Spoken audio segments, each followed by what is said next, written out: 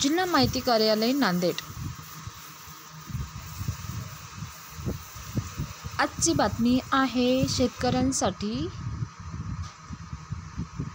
कापूस लागवड 1 जून नंतरच करावी। कापूस बियाण्यांची खरेदी अधिकृत विक्रेत्याकडून करावी। कृषी विकास अधिकारी नांदेड दिनांक 14 मे 2024। येत्या खरीप हंगामात कापूस पिकाच्या उत्पादकतेत वाढ होण्यासाठी व चांगल्या प्रकारे उत्पादन घेण्यासाठी कापूस पिकावरील गुलाबी बोंडअळीचा प्रादुर्भाव टाळणे आवश्यक आहे। त्यासाठी जिल्ह्यातील शेतकऱ्यांनी कापूस बियाण्यांची खरेदी जिल्ह्यातील अधिकृत विक्रेत्यांकडून पावती घेऊनच करावी। अनधिकृत विक्रेते व फेरीवाले यांच्याकडून कापूस बियाण्यांची खरेदी करू नये। तसेच कापूस लागवड 1 जून नंतरच करावी असे आवाहन जिल्हा परिषदेचे कृषी विकास अधिकारी यांनी केले आहे।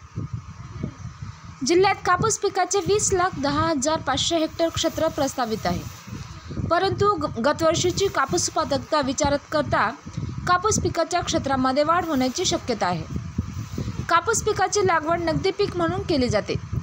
कापूस पिकाची उत्पादकता मागील काही वर्ष गुलाबी बोंडअळीमुळे कमी झालेली आहे, परंतु गतवर्षी कापूस पिकाची पेरणी 1 जून नंतर केल्यामुळे गुलाबी बोंडअळीचा प्रादुर्भाव न झाल्यामुळे कापूस पिकाच्या उत्पादकतामध्ये 2022च्या तुलनेत वाढ झाली आहे। त्यामुळे शेतकऱ्यांनी 1 जून नंतरच कापूस पिकाची पेरणी करावी असे जिल्हा परिषदेच्या कृषी विभागाने प्रसिद्धी पत्रकाद्वारे कळविले आहे। जिल्हा माहिती कार्यालय नांदेड यांच्या फेसबुक पेजवरून ही माहिती आपल्याला प्रसारित करण्यात येत आहे। अशाच नवनवीन व्हिडिओसाठी आपल्या यूट्यूब चॅनलला सबस्क्राईब करा, लाईक करा। धन्यवाद।